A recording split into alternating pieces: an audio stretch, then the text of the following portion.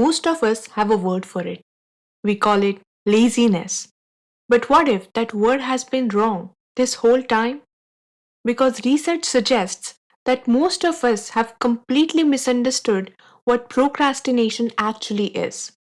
And that misunderstanding is a big part of why the usual advice, just be more disciplined, just try harder, never really seems to stick.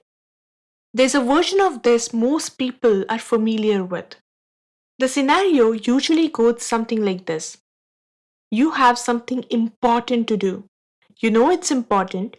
You sit down, open your laptop, and somehow spend 40 minutes deeply invested in a debate between strangers on the internet about something that has nothing to do with your life, or reorganizing a drawer that was, by any reasonable standard, perfectly fine. And afterward, there's that guilt, the kind that doesn't need a big reason, just the feeling that you let yourself down a little. You tell yourself tomorrow will be different, and you genuinely believe it when you say it. It's just that tomorrow tends to disagree. Most people file this under laziness, poor discipline, maybe even a personality flaw they've accepted as just part of who they are, something to mention with a self deprecating smile and never actually examine. But here's what research actually says, and it genuinely changes the whole picture. Procrastination, in most cases, has nothing to do with laziness. It's an emotion regulation strategy, a coping mechanism. And once you see it that way, the way you deal with it has to change too. Studies in behavioral psychology have found that people don't procrastinate because they don't care about the task.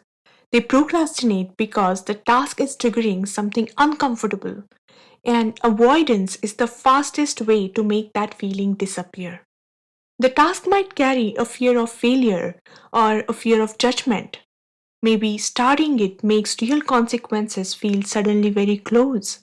Sometimes the task is just tedious, and the brain treats even that kind of boredom as something worth escaping.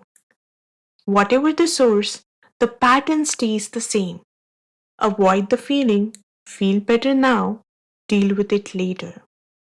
And the frustrating part is that it actually works. Avoidance genuinely reduces anxiety, just temporarily, and only by quietly borrowing against your future self.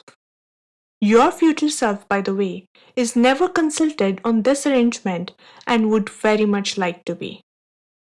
Researchers call this task aversion.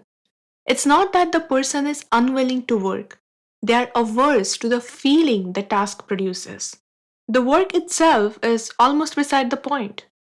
This is why telling a procrastinator to simply be more disciplined is a bit like telling someone with a headache to just stop feeling it.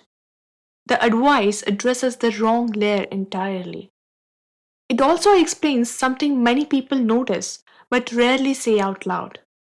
Procrastination tends to get worse the more meaningful the task is. Higher stakes create heavier emotional weight, and heavier emotional weight makes the urge to avoid even stronger.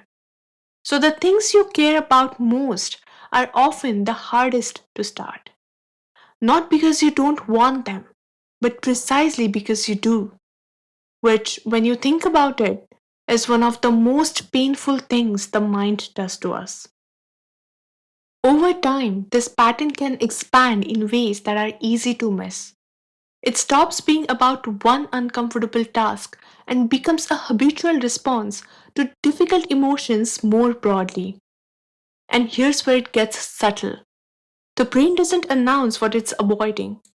You don't sit there thinking, I'm anxious about this, so I'll delay.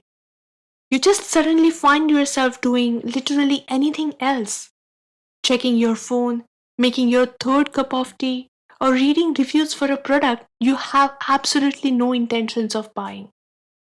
The avoidance becomes automatic, and that's when procrastination stops being a productivity issue and starts being a signal worth paying closer attention to. So, what actually helps? Research points to something that sounds almost too gentle to be effective: self compassion, real self compassion, the kind that actually sits with the discomfort instead of just nodding at it. Studies have found that when people stopped treating every avoidance episode as evidence of personal failure and started approaching it with honest curiosity, the cycle began to loosen on its own. Because guilt after procrastinating doesn't build motivation, it adds another layer of difficulty to a situation already full of it, which makes the next avoidance even more likely. Guilt keeps the loop going, it doesn't break it. It also helps to get specific about what the discomfort actually is. Is it the fear that the result won't measure up? Or is the task large enough that it's hard to know where to even begin? These are different problems and they respond to different things. Vague guilt treats them all the same. Honest curiosity starts to separate them. The most useful question to ask yourself isn't, why can't I just do this? It is, what does this make me feel? And is that feeling actually telling me something true? Because the fear of doing something badly is not the same as doing it badly. Most of the time, the feeling is significantly louder than the reality underneath it. The tasks we avoid the longest are rarely the hardest ones. They're usually the ones that mean the most. And that, at least, is worth knowing.